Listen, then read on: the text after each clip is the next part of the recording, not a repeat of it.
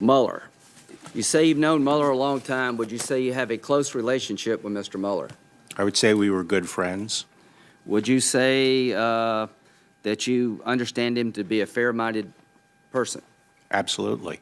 Do you trust him to be fair to the president and the country as a whole? Yes. When his report comes to you, will you share it with us as much as possible? Consistent with the regulations and the law, yes. Do you believe Mr. Mueller would be involved in a witch hunt against anybody? I don't believe Mr. Mueller would be involved in a witch hunt. What are the circumstances that would allow a special counsel to be appointed, generally speaking?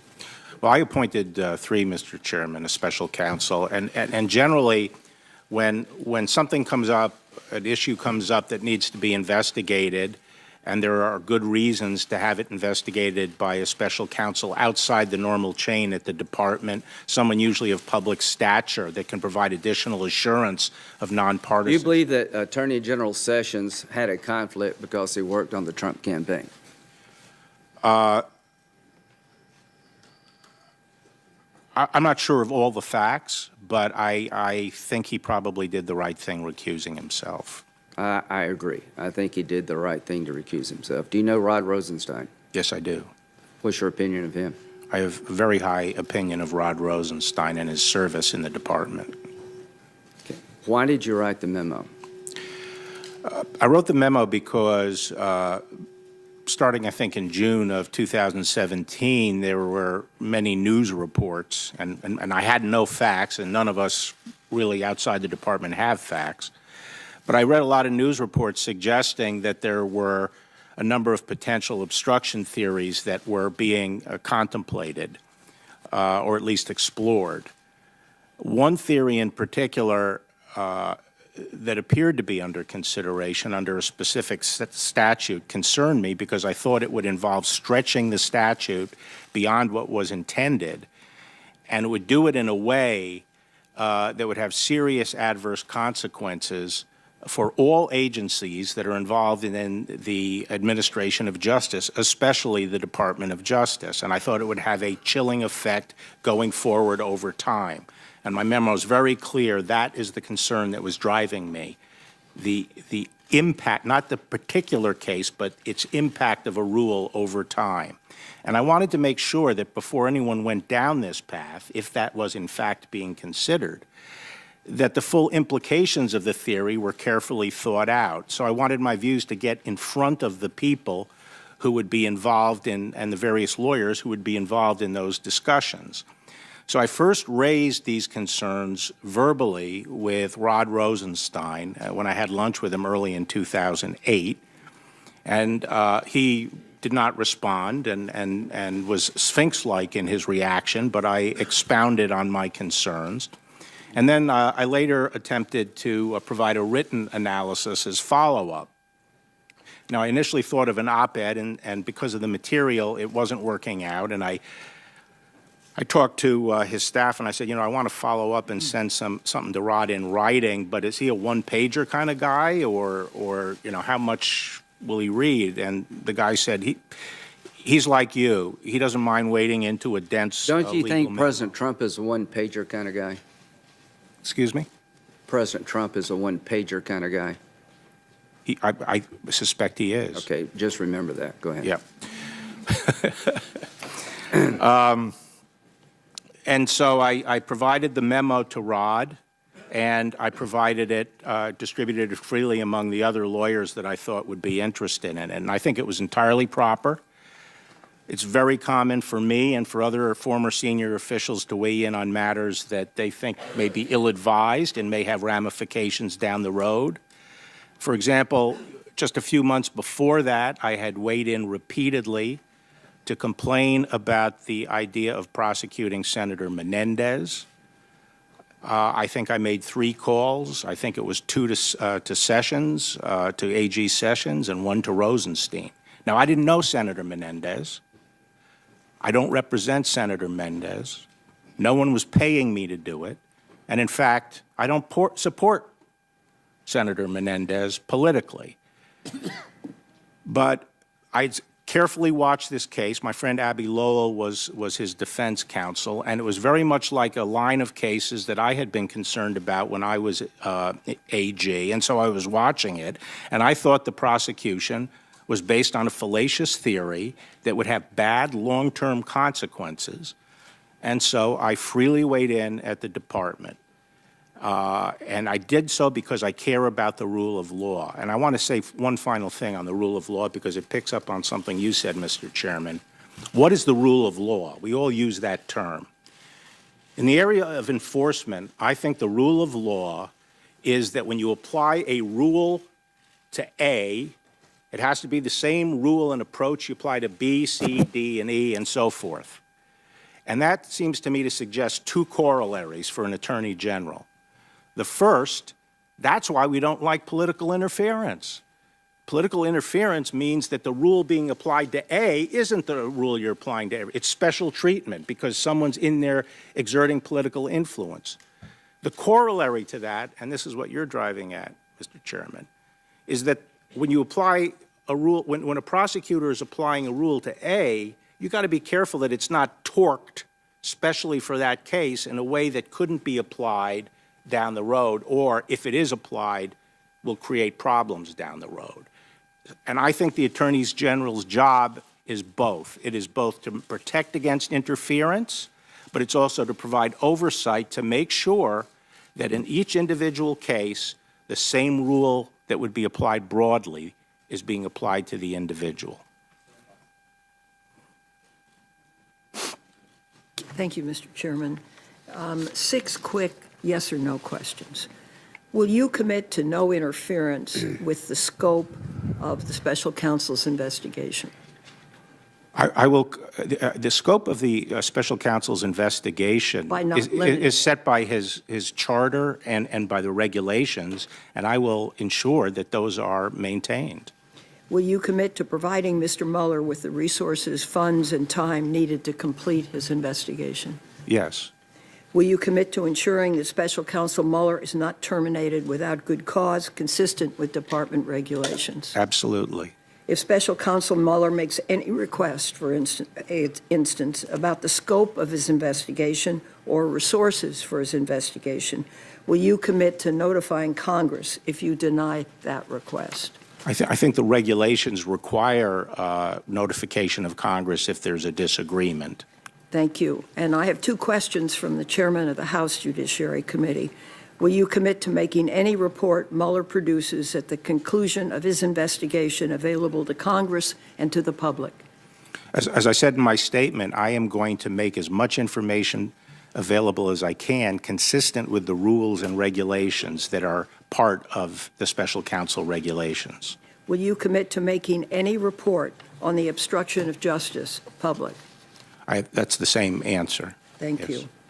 In your June 2018 memo about obstruction of justice to the Mueller investigation, you repeatedly referred to Mueller's, quote, sweeping and all-encompassing interpretation of Section 1512, which is the a statute on obstruction. How do you know what Mueller's interpretation of 1512 is? Well, as I said, I was speculating. I freely said at the beginning, I was writing in the dark, and we're all in the dark. Every lawyer, every talking head, everyone who thinks about or talks about it doesn't have the facts. So I spent my Saturday reading that memorandum. Yeah. So are you saying this is all your speculation? It's a big memo. Well, it was informed to the extent that I thought that was one of the theories being considered. And I don't know how seriously, whether it was being considered or how seriously it was being considered. But as a shorthand way in the memo of referring to what I was speculating might be the theory, I referred to it as Mueller's theory, rather than go in every time I mention it, say, well, this is speculative. Do you know what Mueller's interpretation of 1512 is? No, I don't know what Mueller's interpretation. Okay. But, and just one point, Senator, I think, you said in your opening statement, I said he was grossly irresponsible. I think I said if something happens, it would be grossly irresponsible. I was not calling Mueller grossly irresponsible. I understand. Thank you. I appreciate that. Has anyone given you non-public information about Mueller's investigation? I don't recall getting any confidential information about the investigation. Your 2018 in it, you stated, and I quote, "The framers' plan contemplates that the president's law enforcement powers extend to all matters, including those in which he had a personal stake," end quote. Please explain what you base this conclusion on. Yes. Here's the Department of Justice right here. And within the Department of Justice, enforcement decisions are being made. The president's over here. And I think of it as there are two categories of potential communications. One would be on a case that the president wants to communicate about that he has no personal interest in, no political interest in. Let's say the president's concerned about Chinese stealing trade secrets and say, I want you to go after this company that's being, that may be stealing trade secrets. That's perfectly appropriate for him to do, to communicate that. But whether it's bona fide or not, the Department of Justice's obligation and the Attorney General's obligation is not to take any action unless the Department of Justice and the Attorney General, reach their own independent conclusion that it is justified under the law, and regardless of the instruction. And that's my quote that everyone is saying, I'm sicking the, it's okay for the president to direct things. All I said was, it's not per se improper for the president to call on the department for doing something, especially if he has no personal or political interest in it. The other category of cases, and let's pick an easy bad example, would be if a member of the president's family or a business associate or something was under investigation and he tries to intervene. He's the chief law enforcement officer, and you could say, well, he has the power, but that would be a breach of his obligation under the Constitution to faithfully execute the laws. So, in my opinion, if a president attempts to intervene in a matter that he has a stake in to protect himself, that should first be looked at as a breach of his constitutional duties, whether it also violates a statute, depending on what statute comes into play and what all the facts are. Including the emollients clause of the Constitution. Well, I think there's a dispute as to what the emoluments clause relates to. I have not personally researched the emoluments clause. I can't even tell you what it says at this point. Off the top of my head, I would have said, well, emoluments are essentially a stipend attached to some office, but I don't know if that's correct or not. But I'm sure, I think it's being litigated right now. I don't know either, so I'm going to try and find out. We'll come back another day and maybe discuss it. Your memo stated a fatal flaw in Mueller's interpretation of 1512C2 is that while defining obstruction solely as acting corruptly, Mueller offers no definition of what corruptly means. My understanding is that there's nothing in the public record that sheds light on his definition of obstruction. Do you know what his definition is? I don't know what his definition is. I read a book where people were asking whether someone was, I don't know if it was accurate, but whether the president was acting with corrupt intent. And what I say in my memo is actually people don't understand what the word corruptly means in that statute. It's an adverb, and it's not meant to mean with the state of mind. It's actually meant the way in which the influence or obstruction is committed. That's its adverbial function in the statute. And what it means is, using it in the 19th century sense, it meant to influence it in a way that changes something that's good and fit to something that's bad and unfit, namely the corruption of evidence or the corruption of a decision maker. That's what the word corruptly means, because once you dissociate it from that, it really means very hard to discern what it means. It means bad. What does bad mean? Let me go on because my time is so limited. You argue that and I quote, "The Constitution's plenary grant of those powers to the President also extends to the unitary character of the executive branch itself. Specifically, you argue, and this is a quote, while Mueller's immediate target is the President's exercise of his discretionary powers, his obstruction theory reaches all exercises of prosecutorial discretion by the President's subordinates, from the Attorney General down to the most junior line prosecutor," end quote.